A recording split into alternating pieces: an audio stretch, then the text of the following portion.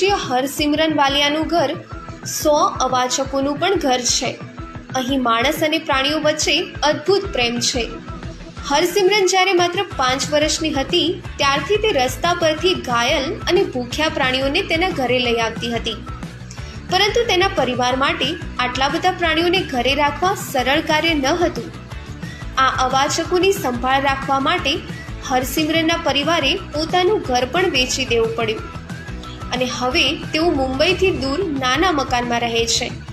અહીં 2 વર્ષથી અમન animal rehabilitation foundation નામક હેઠળ સંસ્થા ચલાવે છે, જેથી બેસહારા અને અવાચકોને એક આશ્રય સ્થાન મળી રહે. આ મીઠી મિત્રતાને અવિરત રાખવા માટે તમે હરસિમરનને મદદ કરવા માંગો છો તો તમે તેમને ઇન્સ્ટાગ્રામ પર સંપર્ક કરી શકો છો.